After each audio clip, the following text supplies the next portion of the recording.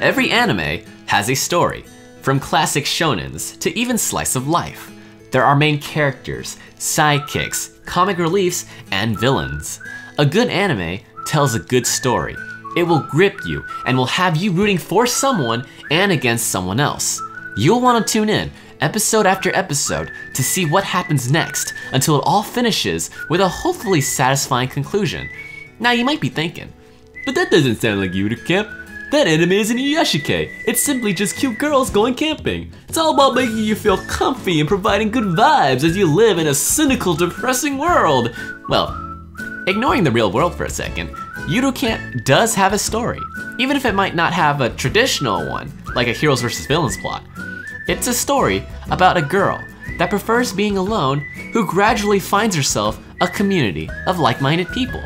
We will be looking at every character moment and comfy moment to determine whether Rin Shima was a happy camper. With that in mind, this is the story of Yuru Camp's best girl.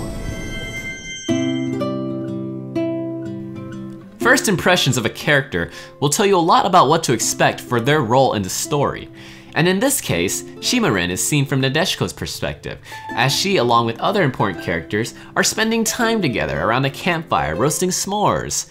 Shima-Rin is the last person to be revealed, and although a little anxious, she eventually smiles at Nadeshiko, who offers to take a group photo, and Rin is still smiling, clearly comfortable with her new friends. But this is the future that we see in the cold opening. How does Shima-Rin eventually get here? It's time for episode 1. It all begins with a lone bike ride towards Lake Matotsu. Shima-Rin is properly introduced, wearing a warm poncho, hair in a bun, and lugging camping gear on a bicycle. Yes, on a bicycle. And she's not even tired. It's become quite clear that Shima-Rin is a fitness goddess. She could have taken a train, but she does mention later on if another character biked all the way here. So I'm assuming she did the exact same thing because she's a badass. She's also used to going outside by herself. Clearly, this isn't the first time she's camped at Lake Matotsu, or going camping in general. She's an experienced girl. But as she rides her bike closer, she sees a narcoleptic pink-haired girl snoring on a bench. Now Rin questions her motives, but she doesn't even try to help the young girl, who might have a narcotics problem. She even states that the sleeping girl will catch a cold and properly leaves her to die. Instead, she continues her journey to Lake Matotsu and signs in to camp. The workers make comments on how much of a badass Rin is. After all, a very young woman camping by herself during the off-season might be a rare sight in some areas. Rin has the whole campsite to herself and perfectly sets up camp without so much as breaking a sweat. However, Rin will face her biggest challenge yet, as she is unable to read her conspiracy books in 5 degrees Celsius weather. She will need to actually build a fire, which she does state is a pain. Rin decides to go round up innocent pine cones in order to burn them alive. But that's not enough to satisfy her murderous desires, as she continues her reign of terror by using her trusty machete to decapitate some sticks. Eventually, she needs to relieve herself from the immense pleasure and heads towards the toilet to see the same sleeping girl who might be suffering from a health condition. She once again ignores her and properly leaves her to die. Eventually, Shima-Rin starts a fire. Many lives were lost, but at least Rin is warm. She spends the whole day sitting on her chair, reading and texting as she waits for Mount Fuji to be fully visible. That won't happen anytime soon, much to Rin's disappointment. The sun is gone and Rin goes to the toilet. But this time, she is confronted by the ghost of a homeless pink-haired girl, and naturally, she runs away from her. But it turns out that the girl is not dead or homeless. She's just an idiot, and her name is Nadeshiko. Nadeshiko is starving, and through the goodness of her heart, Shima-Rin offers her instant curry ramen, but not before trying to profit off of her. As a joke. Personality-wise, the two are polar opposites, yet they complement each other. This fated meeting will forever change Rin Shima's life, as this is the inciting incident for Yuru Camp. Similar to when Luke Skywalker saw his family get burned alive, this is the exact same thing, and now Rin Shima's story arc truly begins. Episode 2 kicks off with Rin pondering on whether to pursue a new friendship with the strange pink-haired girl, who both conveniently run past each other, out of sight.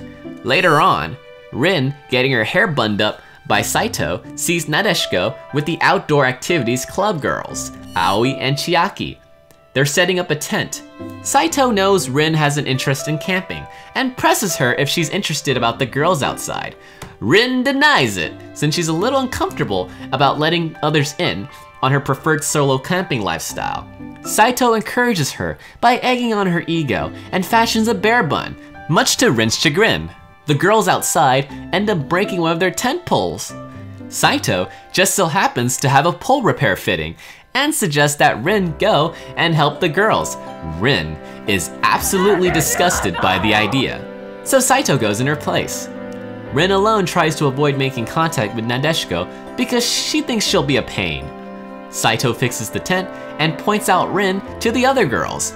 Here, we find out that Chiaki and Aoi already knew Shima-Rin, but what's more important is now Nadeshiko knows that she's in the same school with her savior that got her into camping, and she knows her name, which is pretty important. Nadeshiko even invites Rin to join the outdoor activities club, but Rin finds that idea cringe because she prefers to be alone. Or maybe she dislikes Chiaki's vibe. We'll just leave that to your interpretation. She does regret making that face to Nadeshiko though. Anyways, Rin goes on another solo camping trip, this time to Fumoto campgrounds below Mount Fuji. Her goal was to cook her own meal, but unfortunately, she didn't find a supermarket to buy ingredients, so she's stuck with ramen again. We also learn that Rin is very frugal or on a budget due to her reaction to the price of renting the tent, and suggests Saito should kill herself to avoid buying her lunch. But that was just some good old-fashioned open RP banter, but still very villainous of her to play the heel in that relationship. Rin goes on a walk to explore the area and encounters some dogs. She taunts one, but then gets a taste of karma. But even after suffering a critical injury, she gives the doggos head pats. Rin clearly likes dogs and actually smiles when Saito sends a picture of Chikuwa. Rin spends the whole day sitting on her chair, reading and freezing to death, when finally Nadeshiko shows up and surprises Rin. Saito, being the best friend you can ask for, tipped off Rin's location to Nadeshiko, and she comes bearing gifts of ingredients so that they can make hot pot together, fulfilling one of Rin's goals. Nice. As Nadeshiko prepares the ingredients to make hot pot, Rin asks Nadeshiko if she biked to the campsite from Nambucho. She's showing some legitimate concern, but also thinks Nadeshiko is probably dumb enough to actually bike the 40 kilometers. After all, there can only be one fitness goddess. Nadeshiko answers that her sister, Sakura, brought her, and that she'll probably sleep in her car overnight. Rin does not offer to share the tent with her. Honestly, she'd probably leave her out in the cold if Nadeshiko didn't have such a caring sister. Seriously, her sister is the best. But Rin does offer some stick-on warmers to keep Nadeshiko warm, so at the very least, she's not heartless. But Rin does clarify that it's a trade for the hot pot dinner. Nadeshiko counters, telling Rin that she is repaying her debt for the curry ramen. This banter makes Rin smile. It's dinner time, and the dandan gyoza hot pot looks spicy and delicious. Rin eats it and gets all warm and cozy inside, complimenting Nadeshiko's cooking. Rin is enjoying her time with Nadeshiko and smiles, but then she realizes that she was kind of rude to her the last time they met. So Rin decides to apologize for her rudeness. Nadeshiko apologizes to Rin for imposing and learns from Aoi that Rin prefers camping alone. Rin agrees with that analysis, but she's clearly trying to open up a bit. Nadeshiko offers to take it slow, and when Rin feels ready and comfortable, she can go camping with the others. This understanding makes Rin smile, and she agrees for a potential group camp in the future. The two spend the night staring at Mount Fuji as they slowly get sleepy. Nadeshiko plans to wake up at 6 AM for the sunrise. Rin would rather have her beauty sleep though, and asks to not be disturbed, probably since she's seen the sunrise many times. Nadeshiko, after watching the sunrise, ends up invading Rin's privacy and disturbs her sleep, but Rin, being a laid-back girl, just goes with the flow. Eventually, she does try to wake Nadeshiko up, and this is the first time Rin says her name. なでしこちゃんに。もうやめろ。This is the moment where Rin considers Nadeshiko a friend. The next day, Rin is looking back at all the pictures she took. Saito catches this and calls her out on it. Rin is an introvert and a little uncomfortable about her feelings about camping with others. So she reinforces her ideals that camping alone in the off-season is more peaceful for her to Saito. And Rin does suggest an idea that she would like to go on a co-op camp with Saito, but Saito would rather camp in her bed. So Rin just had to get used to camping alone, since she didn't really have anyone else that she can share it with. Saito probes some more trying to find out where Rin is camping next, but Rin knows her game and gives her the classic death stare. In episode 4, we learn that Rin's next camping trip will be at Nagano. She also has a part-time job at a bookstore, and most importantly, a license to ride her moped. While she's at work, she sees a Bernstein Bears manga and gets worried about encountering a bear at Nagano. Rin does have a fear of bears throughout this whole season. She then receives a picture of Chiaki being delivered from Nadeshiko. Rin questions those girls' antics. From the tone of her voice, she could be looking down at them. Or maybe she's just really curious about them. We'll just leave that up to your interpretation. Before the crack of dawn, Rin with her moped rides off. Her mother is concerned, but Rin assures her mother that she is a badass. As Rin rides to Nagano, she encounters a car with dogs. This moment is very comfy and characterizes Rin's love of doggos. Rin stops by a cafe for lunch and has been receiving a lot of messages and photos from Nadeshiko. Rin doesn't reciprocate, but she does appreciate the messages. Rin decides to splurge on some overpriced borscht. She makes a smile that needs to be framed in a museum of wholesomeness. Rin then does the unthinkable. She sends a photo of her meal to Nadeshiko. Prior to this, she never took the initiative of sharing her adventures. Saito had to always ask her what she was doing. Nadeshiko has been sending photos, but she never really asked Rin what she was up to. So this is a huge moment for Rin. She's opening up her shell. Rin even considers buying Nadeshiko a souvenir, something that she never offered to do for Saito. Nadeshiko asks where Rin is going, and Rin, instead of sending a generic text that she's done for Saito, she instead flexes on Nadeshiko by sending a live stream that has her waving at them in the corner. All the girls are impressed, but they don't reply, leaving Rin to keep waving. Rin really planned on waving all day for a reply. She's really dedicated to this bit, a bit that was only possible because the person she's talking to is Nadeshiko. We continue episode 5 with Rin 40 kilometers away from her destination. She's freezing and jealous that Nadeshiko and her friends are at an onsen. Rin now wishes to go to an onsen, but alas, the one at Takabochi Highlands is closed. What a shame. But at least she's gonna have a good view of Matsumoto City. Oh, there's the fog. What a shame. Now Rin has to climb up higher, and finally, she gets the view she's after. The trip was worth it. And now it's time to camp. This time, Rin will be cooking her own meal, all by herself.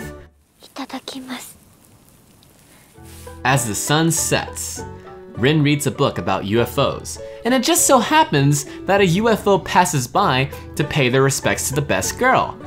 It is now dark at Mount Takabochi, and Nadeshiko sends a text to Rin. Rin replies really fast, almost like she was waiting for Nadeshiko. The two have a nice, meaningful conversation, sharing their experiences, and Nadeshiko gets an idea. She ventures off into the darkness and gets chills from the freezing winds. Nadeshiko travels a long way, the music is building, and she raises her phone and takes a photo. Rin receives the text, and although annoyed at first, she opens it, and the music swells, and then...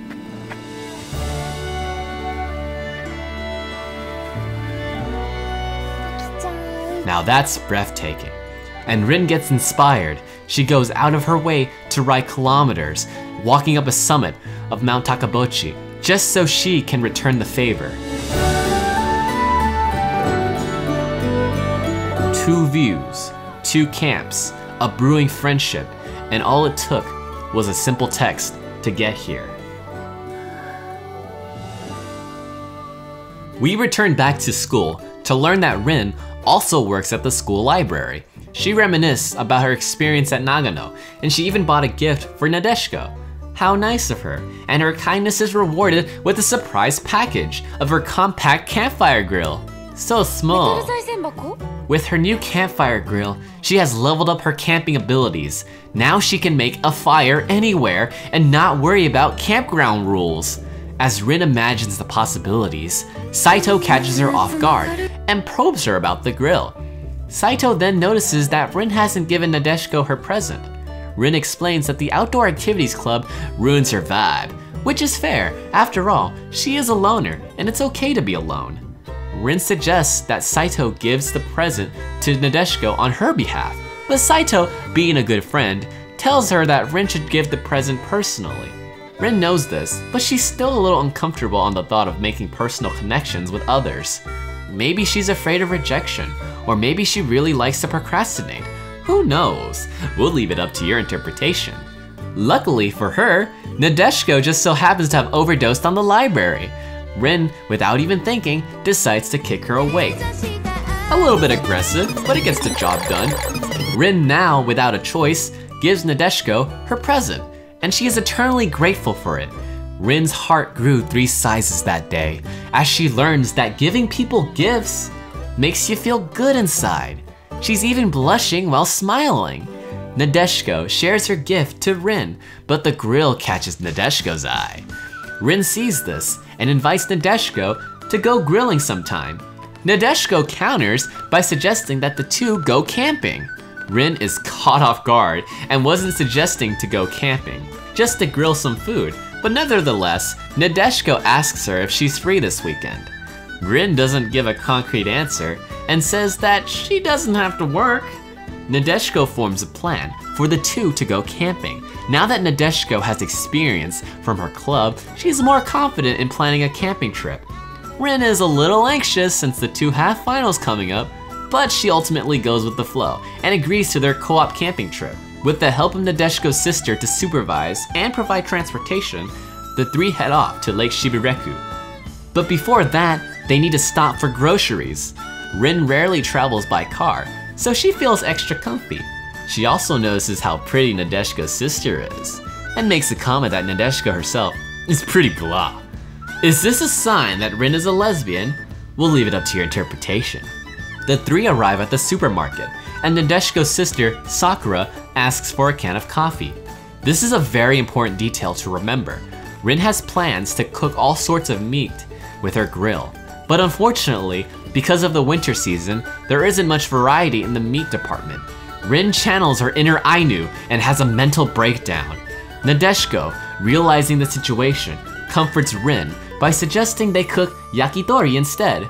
Crisis averted. They get their meat and just so happens to run into Aoi working the register. Rin wishes her luck at work. It's clear that Rin respects Aoi. Back at the car, Nadeshiko is enjoying a menchukatsu by herself. Looks like she forgot to get Sakura her coffee, and well, she receives an adequate punishment. Rin smiles as she sees Nadeshiko in pain.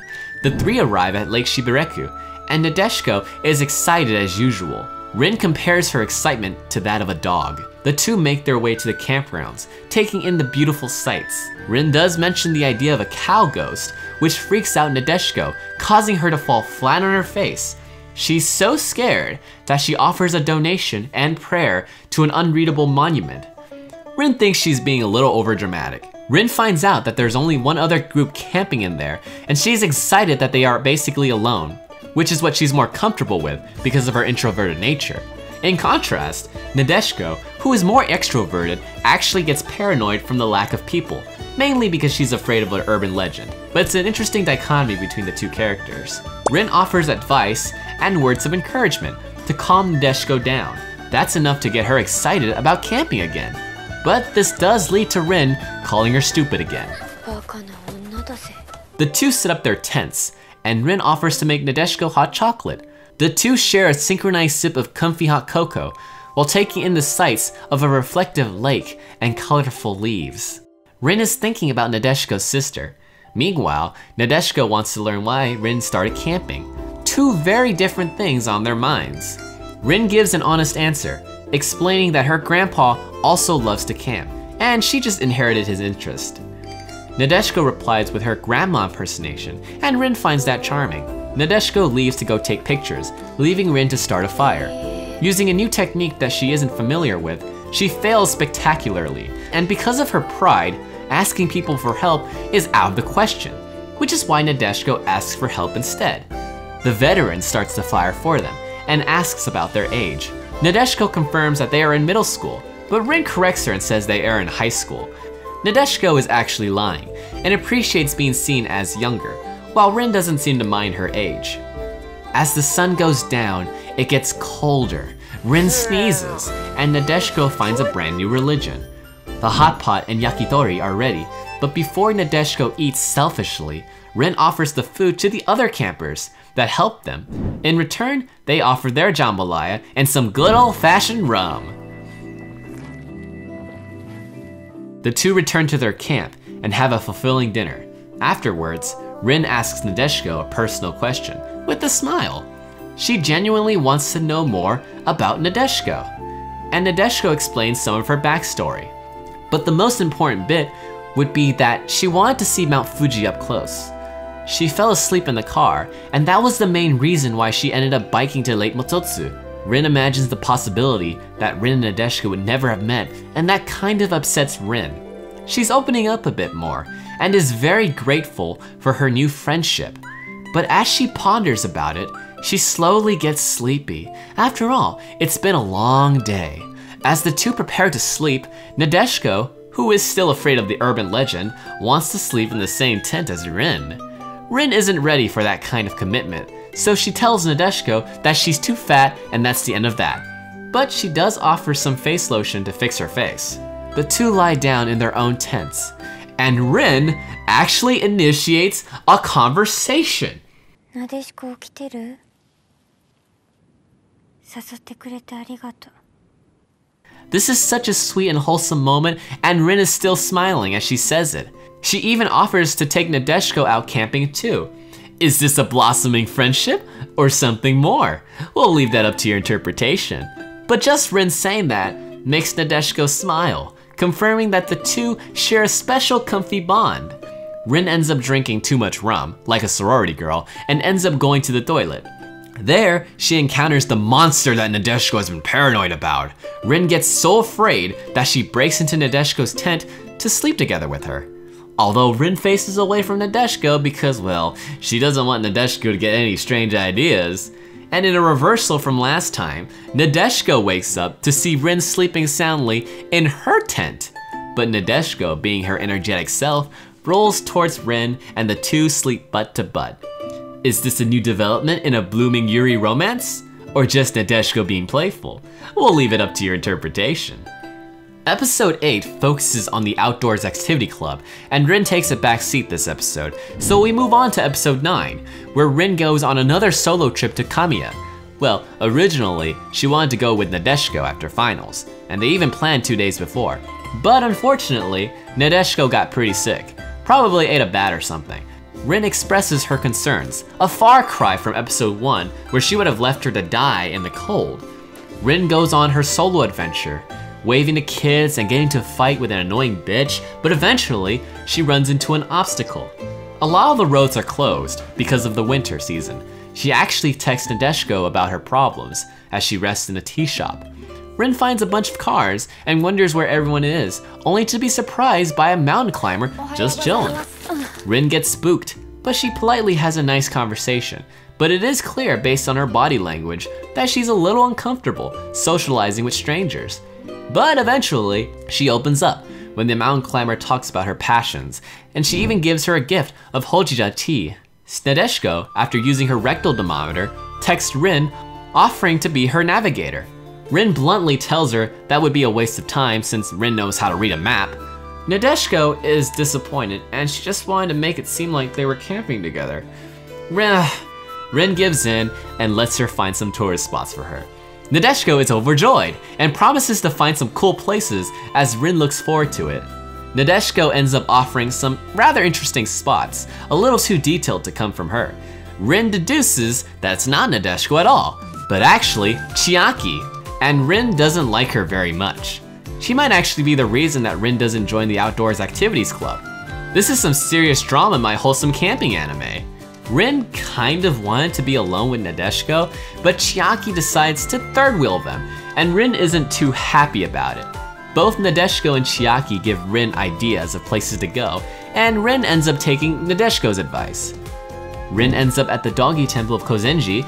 She also gets a bear warning, which freaks her out. She also finds a small cute doggo fortune statue that costs a measly 500 yen. Here we get an internal conflict between Rin's love of dogs and her cheapness. Love wins in the end. Speaking of love, Rin enjoys herself in the onsen. No footage of that will be shown, you perverts.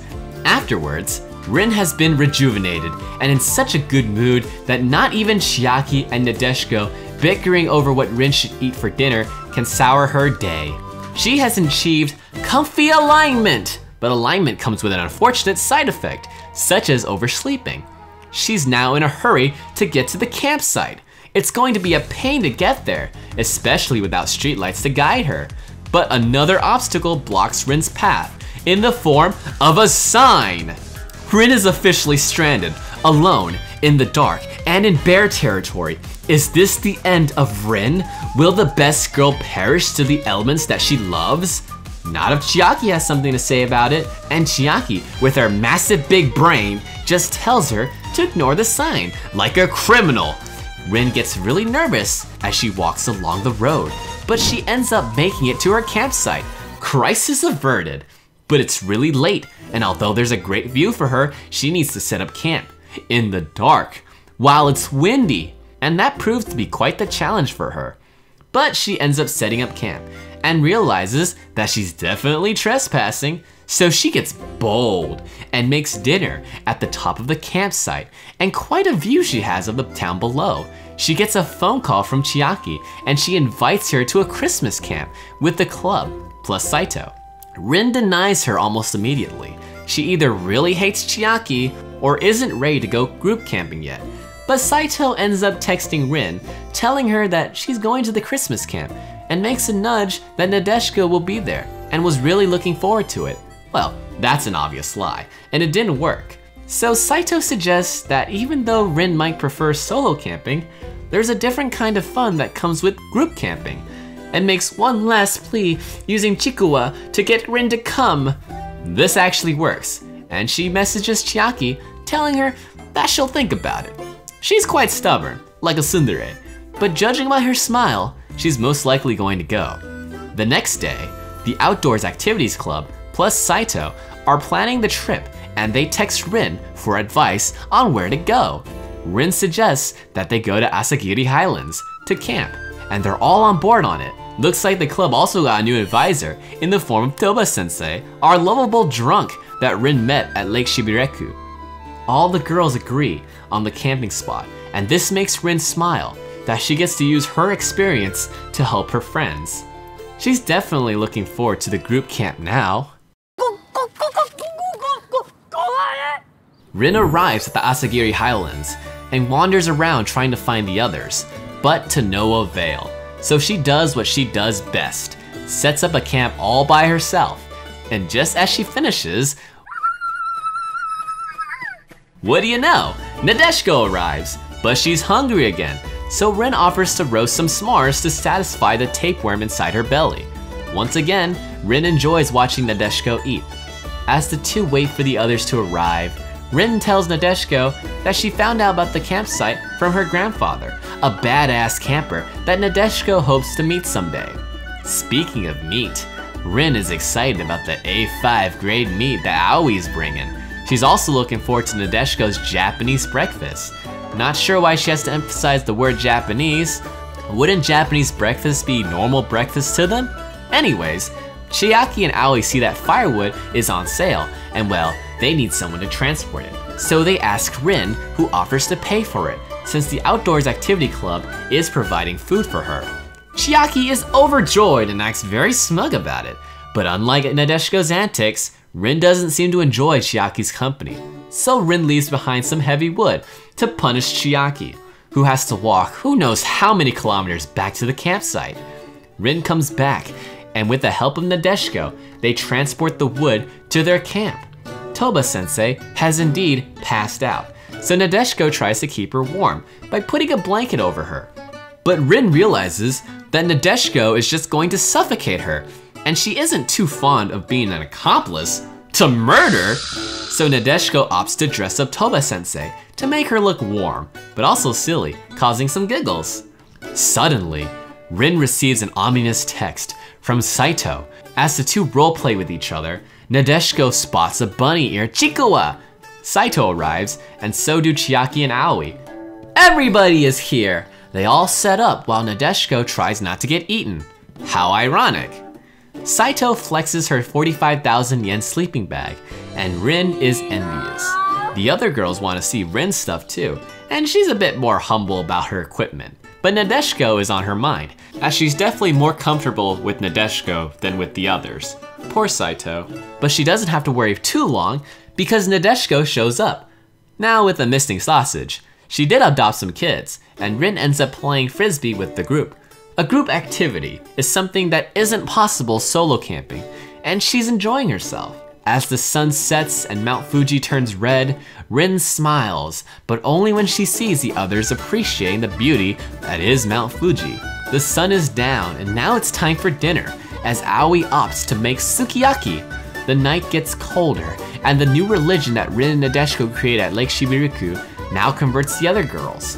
The sukiyaki is ready, and Rin finally digs in on the A5 Wagyu meat, and once the meat touches her tongue, well, she's a very quiet eater, but in her mind, she's having the biggest foodgasm that would rival that other cooking anime. The night isn't over, as Saito surprises the others with Santa outfits, and they all participate in a Super Sentai or Power Rangers parody. Rin acts a bit aloof since this sort of thing might be out of her comfort zone, but she does seem to like it. Aoi surprises them again with tomato sukiyaki, and at this point, you know Rin's gonna have a smile worth protecting every time she puts food in her mouth. But dinner isn't over, as Aoi pulls out a final cavalry charge in the form of cheese pasta. All was going according to plan when suddenly the grill is out of fuel. This is quite the predicament, as no fuel means no fire, and no fire means no cooking, and no cooking means Nadeshiko can't make breakfast for everyone. Realizing this, Nadeshiko breaks into tears, crumbling from the horrific reality. Luckily for her, Rin offers to go get some more fuel at a convenience store. Nadeshiko cries in happiness, but Rin just doesn't want to see her cry in general. She leaves the camp with a smile, and although she's suffering from the cold, she contemplates on Saito's words, and eventually, Rin kind of agrees that although solo camping is fun, it's okay to share that spirit with a community from time to time. Rin eventually returns with the fuel, and receives a warm welcome from Nadeshiko, who is the only person to run up to her. Rin once again does not vibe with Chiaki's energy. It's time for the onsen, but there is a limited capacity. Nadeshiko offers to go after Chiaki, Aoi, and Saito. Rin, after hearing that, agrees to go after too, probably because she wants to spend more time with Nadeshiko. A naked Nadeshiko. Is this a sign of a potential hentai romance? We'll just leave that to your interpretation. But it is worth noting that Rin asked if Toba-sensei had a boyfriend.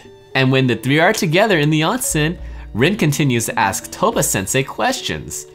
Maybe Rin prefers older women. Maybe she wants a potential three-way. Who knows? We'll just leave that to your interpretation. The three return to the campsite, and surprise, all the girls are sporting a Shimarin dango. Nadeshiko even gets a group photo of them. Chiaki, being the leader, demands that everyone thanks Rin. Rin is a humble girl, so she'd rather not be a bother, but everyone thanks her anyways. Chiaki gets a Netflix account, and everyone gives a suggestion on what to watch. Rin says westerns, and Nadeshiko wants anime. Hours of Netflix and chill later, all the girls, except Nadeshiko, are going to sleep. Rin, after Nadeshiko says she's going to watch one more, decides to join her for a private watch party. According to Nadeshiko, they ended up watching anime together, which is what she wanted. Ooh.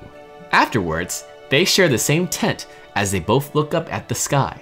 The two have clearly grown from their experiences together.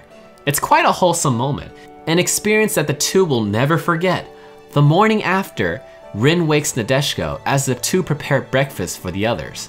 They all get hit by a bright morning light, and Rin is the only one that can see with both eyes, probably since she's experienced this beautiful sight many times.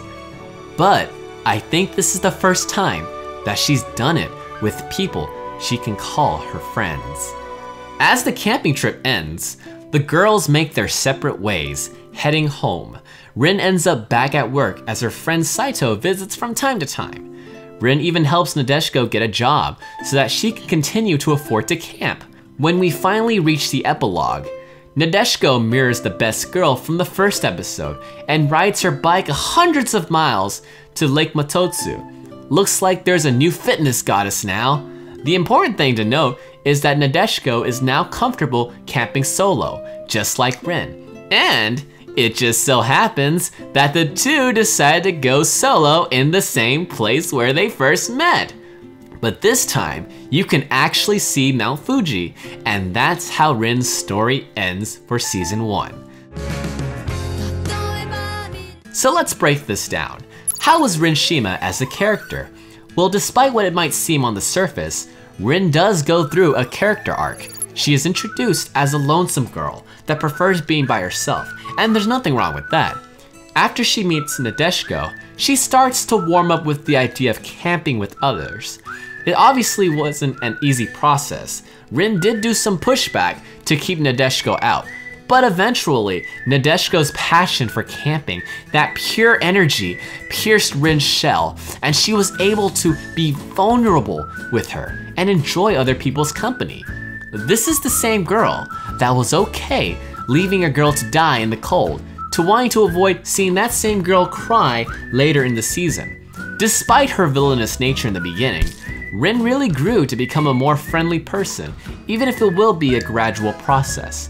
But I think the most important value that Rin brings to viewers like us is that you should pursue what you like, even if you're by yourself. It's okay to be alone, as Rin is perfectly fine and comfortable camping all by herself, especially if you're a woman.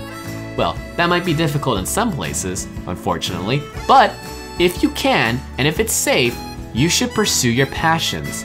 And if that is camping, I hope that Rin Shima can inspire you like she inspired me and many others to confront your anxiety, to do things that might seem outside your comfort zone. And hopefully, you might be able to make some nice friends along the way. Thanks for watching. This has been Satumi. Hope you all have a good year and stay comfy. And remember, Rin is best girl. Okay, bye!